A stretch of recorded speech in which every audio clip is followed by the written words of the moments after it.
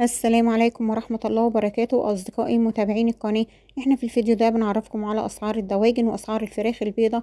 بس يا ريت فضلا وليس أمرا نعمل لايك للفيديو واشتراك في القناة عشان يوصلكم الأسعار من داخل البورصة، واشتراككم في القناة شرفا كبيرا لنا.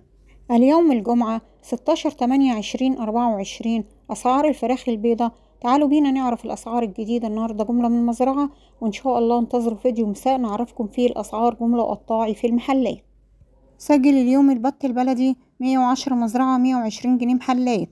البط الفرنساوي سجل اليوم 75 جنيه مزرعة 85 جنيه محلات.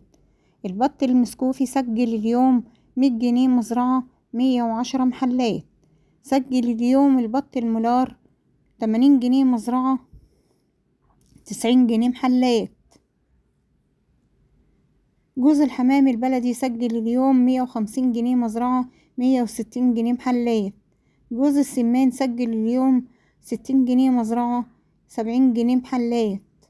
أما الديك الرومي الأبيض سجل اليوم 125 جنيه مزرعة 135 جنيه محلات.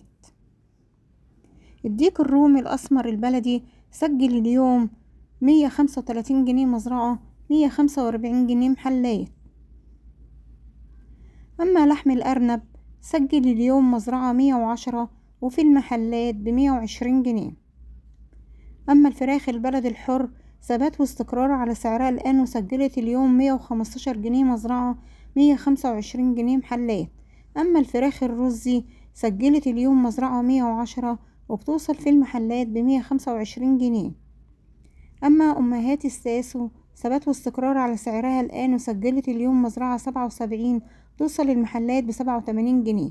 أما الفراخ الساسو ثبات واستقرار على سعرها الآن، وسجلت اليوم 110 مزرعة 120 جنيه محلات. أما أمهات الأبيض البياض ثبات واستقرار على سعرها الآن، وسجلت اليوم 72 جنيه مزرعة 82 جنيه محلات. أما الفراخ البيضة في ارتفاع في الفراخ البيضة النهاردة التنفيذ 67 وبتوصل في المحلات ب78 جنيه. ويا ريت ما تنسوناش بعمل لايك للفيديو واشتراك في القناة عشان يوصلكوا الأسعار من داخل البورصة، واشتراككم في القناة شرفا كبيرا لنا.